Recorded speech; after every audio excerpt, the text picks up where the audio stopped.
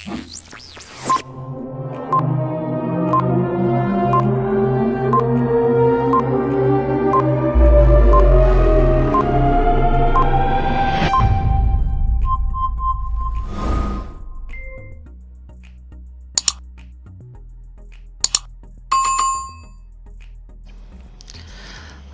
kita ketemu lagi di materi pertama, video kedua ya, berkaitan dengan perubahan lingkungan bisnis.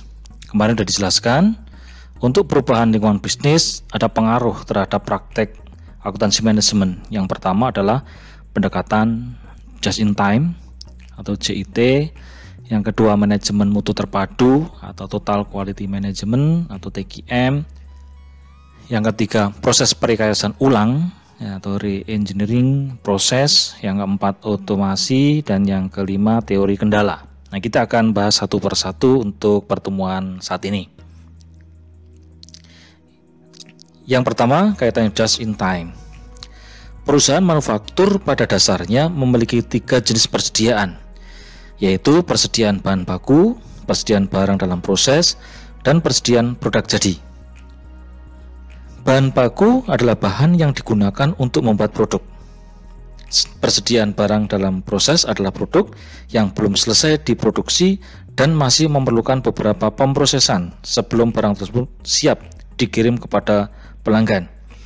Sedangkan persediaan barang jadi terdiri atas unit produk yang telah selesai namun belum dikirimkan kepada pelanggan. Secara tradisional, perusahaan memiliki jumlah persediaan yang cukup banyak dengan harapan kegiatan perusahaan dapat dijalankan dengan lancar. Meskipun cara ini mengandung konsekuensi ketidakefisiensian karena perusahaan harus menanamkan dananya dalam jumlah besar di dalam persediaan. Persediaan bahan baku yang cukup akan menjamin kelancaran operasi jika pemasok terlambat mengirimkan barang yang akan dipesan.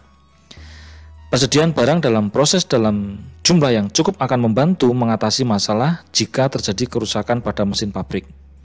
Persediaan produk jadi yang cukup akan membantu jika terjadi fluktuasi permintaan yang tidak bisa diperkirakan sebelumnya. Terjaminnya kelancaran operasi perusahaan karena tersedianya persediaan dalam jumlah yang cukup. Di sisi lain, juga memerlukan biaya. Karena ada sebagian dana yang terikat atau tertanam di dalam persediaan, maka hal ini menimbulkan ketidakefisienan dalam perusahaan. Jika hal ini berlanjut terus, maka akan berdampak pada peningkatan jumlah produk cacat karena adanya toleransi yang cukup besar terhadap produk cacat, dan juga jumlah waktu yang diperlukan untuk membuat produknya. Dengan demikian, pengurangan investasi dalam persediaan merupakan hal yang memerlukan perhatian yang cukup dari manajemen, sehingga efisiensi dapat ditingkatkan, jumlah produk cacat dapat ditekan, dan waktu pembuatan produk dapat dikurangi. Salah satu perusahaan yang telah melakukan upaya minimalisasi jumlah persediaan adalah Toyota, dengan menerapkan konsep yang disebut dengan just in time. Nah, pendekatan just in time adalah sebuah sistem produksi di mana pembelian bahan baku dan pembuatan produk hanya dilakukan untuk memenuhi permintaan pelanggan. Dengan demikian, jika tidak ada permintaan pelanggan, perusahaan tidak akan membuat produk dan menyimpannya di gudang. Dalam sistem JIT ini, persediaan ditekan seminimum mungkin dan jika memungkinkan sama sekali atau sama dengan nol. Nah, ketika perusahaan akan menerapkan sistem JIT dalam persediaannya, seringkali ada kekhawatiran bahwa perusahaan kehabisan bahan baku. Nah, kebijakan yang dilakukan oleh Toyota barangkali dapat dijadikan contoh. Perusahaan ini juga menggunakan teknologi informasi untuk mendukung sistem JIT, yaitu dengan menggunakan sistem Electronically Data Interchange atau Electronic Data Interchange atau EDI. EDI adalah sebuah sistem transaksi tanpa kertas yang memungkinkan transaksi pemesanan barang dilakukan dengan cepat dan akurat. Jika perusahaan membutuhkan barang, maka perusahaan dapat memesannya melalui jaringan komputer yang telah dikoneksi dengan komputer pemasok. Dan dalam beberapa menit, pesanan tersebut sudah sampai ke pemasok, sehingga pemasok dengan segera dapat mengirimkan barang yang dipesan dari gudang yang terdekat dengan lokasi gudang perusahaan. Selain itu, untuk bahan baku khusus yang didatangkan dari lokasi jauh, misalnya untuk pabrik di Amerika Serikat, bahan baku tersebut harus didatangkan dari Jepang. Maka, pabrik di Amerika Serikat akan memiliki persediaan bahan baku tersebut dalam jumlah yang memadai sesuai dengan analisis kebutuhan bahan baku. Misalnya, dengan menerapkan sistem perencanaan persediaan atau yang disebut dengan Material Requirement Planning atau MRP. Berikutnya, manajemen mutu terpadu atau Total Quality Management atau TQM.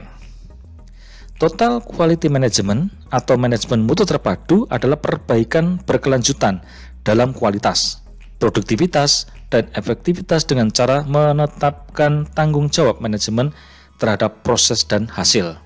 Nah, dengan pendekatan ini, setiap proses memiliki penanggung jawab atau pemilik, dan setiap orang yang dalam sebuah entitas itu yang terlibat dalam sebuah kegiatan dan memberikan kontribusi terhadap perbaikan kualitas kegiatan tersebut.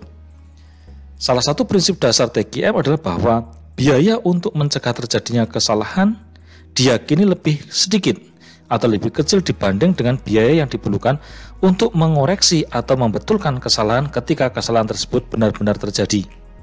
Oleh karena itu, tujuan yang direncanakan seharusnya adalah melakukan hal yang benar sejak awal.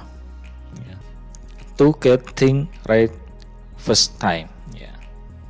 To get things right first time. Artinya tujuan yang direncanakan seharusnya adalah melakukan hal yang benar sejak awal. Berikutnya, biaya kualitas dapat dikelompokkan ke dalam 4 kelompok sebagai berikut. Yang pertama adalah prevention cost, yang kedua appraisal cost, yang ketiga internal failure cost, dan external failure cost.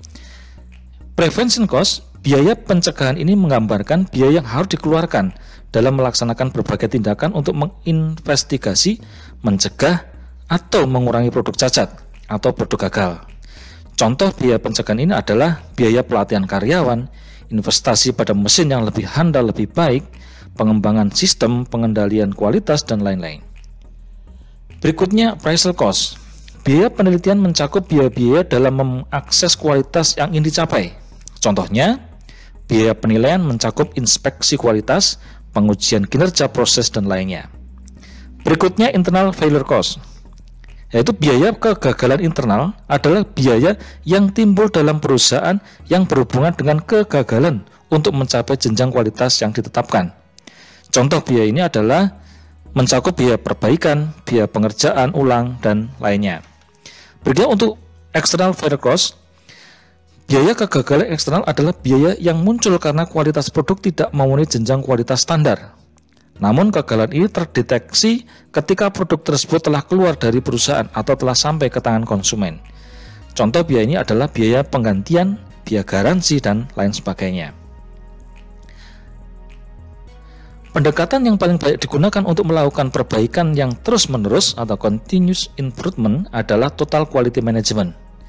Dua karakteristik pokok TQM adalah yang pertama, memfokuskan pada pelanggan, memfokuskan pada pelayanan pelanggan. Dan yang kedua, penggunaan tim untuk memecahkan persoalan secara sistematik.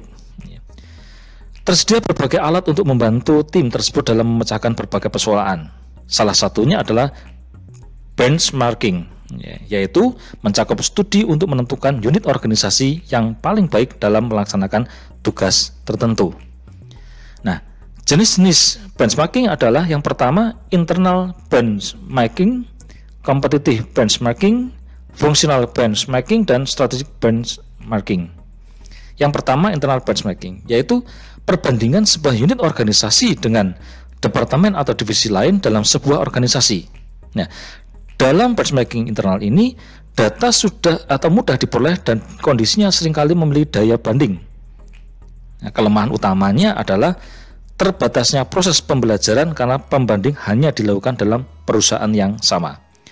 Berikutnya adalah competitive benchmarking, yaitu mencakup pembandingan kinerja perusahaan dengan kinerja para pesaing atau kompetitor. Dengan cara ini, potensi pembelajaran sangat besar dan lebih baik dibanding internal. Namun data lebih sulit diperoleh. Nah, untuk tujuan komersial, perusahaan persaing biasanya tidak bersedia untuk memberikan atau berbagi pakai atau sharing informasi kepada pesaing langsungnya. Meskipun demikian, pertumbuhan benchmarking klub dan asosiasi perdagangan mampu mengurangi persoalan kesulitan memperoleh informasi pembanding tersebut. Berikutnya adalah functional benchmarking, yaitu pembandingan berbagai fungsi dalam perusahaan dengan fungsi sejenis yang dimiliki oleh perusahaan lain.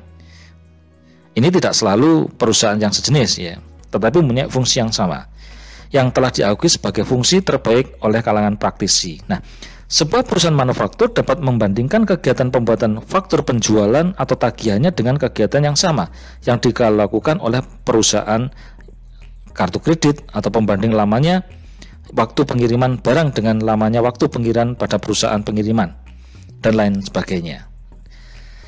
Lalu berikutnya adalah strategic benchmarking, yaitu perbandingan kinerja dengan pesaing pada jenjang strategik.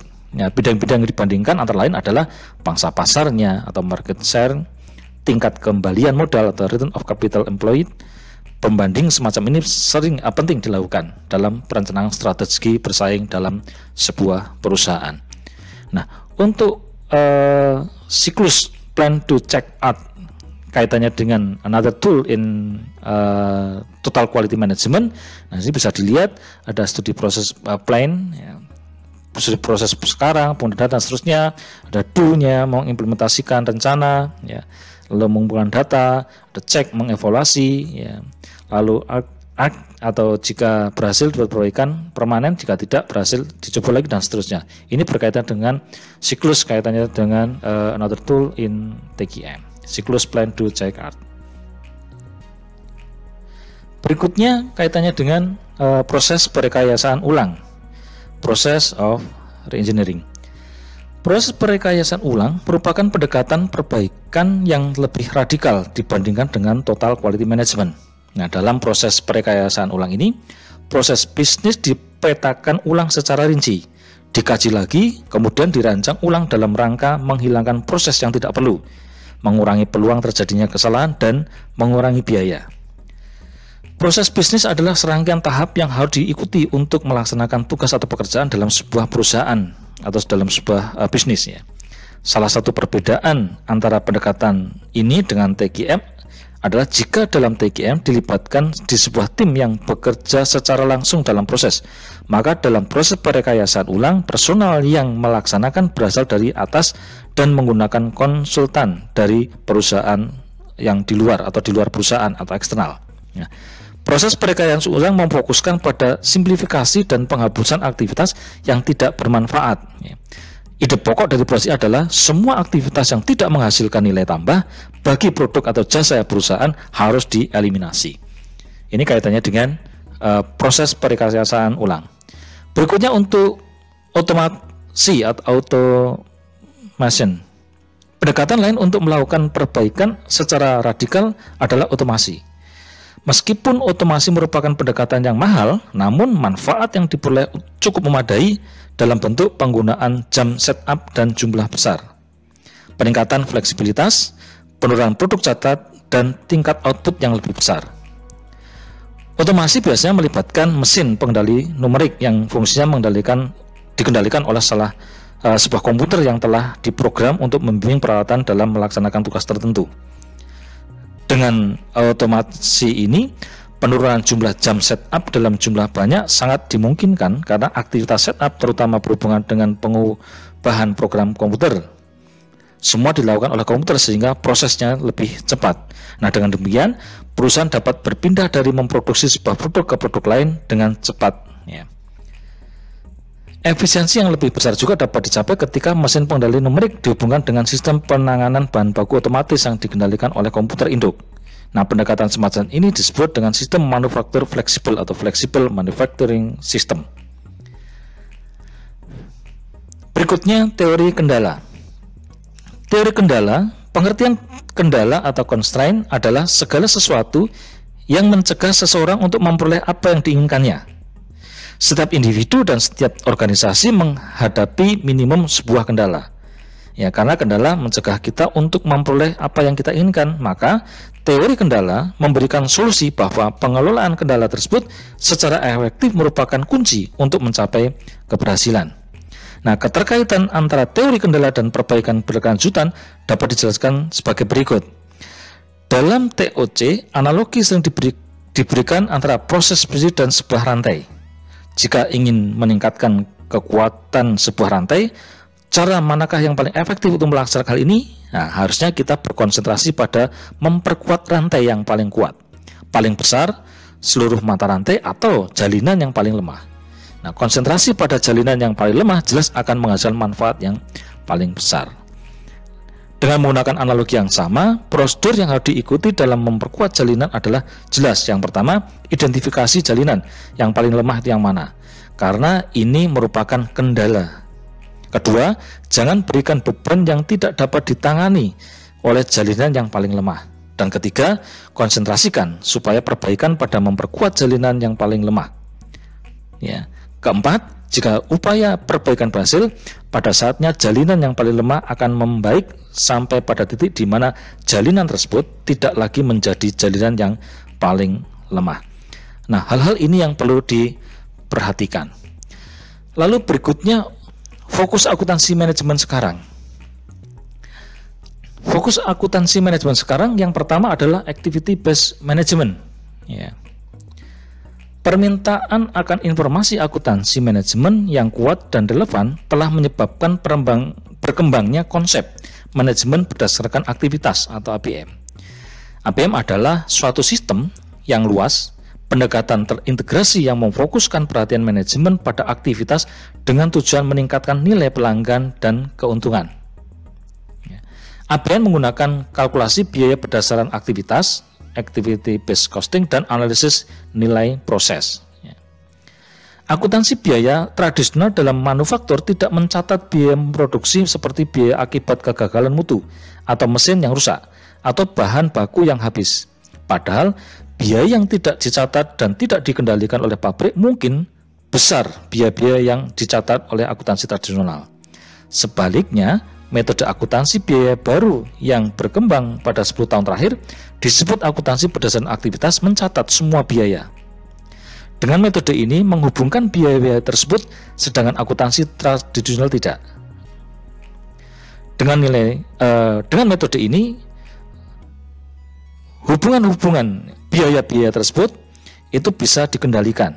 Ya, dalam 10 tahun yang akan datang, ABC seharusnya sudah digunakan secara luas dan kemudian akan memiliki pengendalian operasional yang baik terhadap perusahaan pabrikasi atau manufaktur. Nah, manajemen berdasarkan aktivitas merupakan inti dari sistem akuntansi manajemen kontemporer.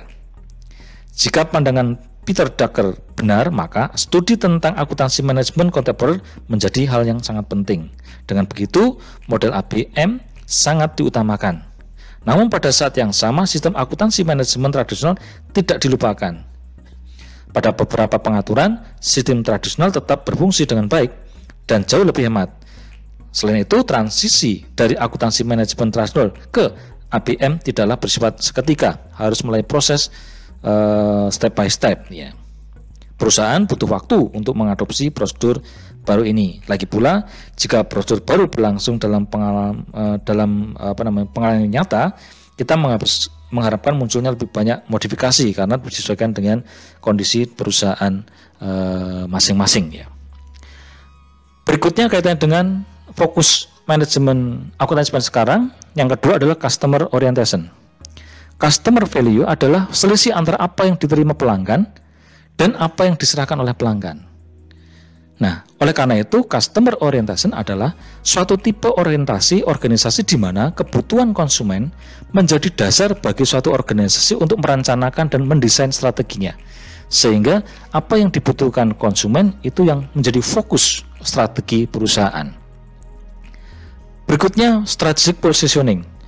Strategic of management adalah penggunaan data cost untuk mengembangkan dan mengidentifikasi strategi superior yang akan menghasilkan keuntungan kompetitif yang sustainable. Nah, oleh karena itu, dalam hal ini, strategi positioning adalah penting, yaitu merupakan faktor utama dalam meningkatkan kekuatan posisi pasar bagi sebuah perusahaan dibanding pesaingnya pada pasar tertentu. Umpamanya, kalau di mobil itu Toyota, ya, Mercedes-Benz, ya, BMW, itu mempunyai strategic positioning karena mempunyai kekuatan posisi pasar dibanding perusahaan-perusahaan yang lainnya yang baru-baru. HP juga sama, mungkin Samsung ya, dan seterusnya. Berikutnya kaitannya dengan value chain framework. Internal value chain adalah serangkaian kegiatan yang dibilang untuk merancang, mengembangkan, memproduksi, memasarkan, dan mengirimkan produk dan jasa kepada para pelanggan.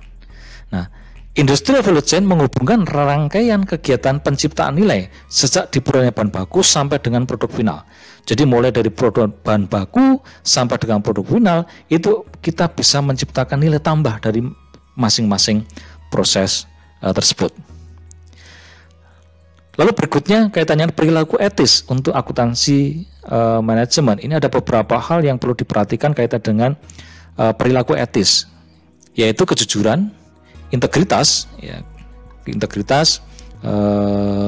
tepat janji, loyalitas, keadilan, peduli orang lain, menghargai orang lain, warga yang bertanggung jawab, mengejar kesempurnaan, bertanggung jawab. Ini adalah perilaku etis yang harus dikembangkan di dalam proses kita membangun sebuah manajemen yang baik, terutama kaitannya dengan akuntansi manajemen. Tanpa adanya kejujuran, integritas, dan nilai-nilai etis yang ada, tidak akan ada artinya. Lalu kaitannya dengan sertifikasi profesional, yang pertama adalah CMA, Certified Management Accounting. Salah satu tujuan utama CMA adalah untuk menetapkan akuntansi manajemen sebagai disiplin profesional yang diakui, terpisah dari seorang atau profesi akuntan. Atau CPA, ya, tanggung jawab CPA adalah pemberian jaminan tentang keandalan laporan keuangan, ya, Certified Public Accounting. Atau CIA, Certified Internal Audit. Fokus CIA adalah untuk mengenali kompetensi dalam audit internal daripada audit eksternal seperti dengan CPA. Nah, khusus untuk manajemen ada CMA, ada 4 bidang yang ditekankan dalam ujian CMA. Yang pertama tentang ekonomi, keuangan dan manajemen, akuntansi dan pelaporan keuangan, laporan manajemen, analisis dan masalah perilaku, dan analisis keputusan dan sistem informasi. Kaitannya dengan gunakan untuk pengambilan keputusan. Nah, demikian untuk bab 1 ya, materi pertama. Ada 2 video, silakan Saudara pelajari. Terima kasih, selamat bertemu di materi selanjutnya.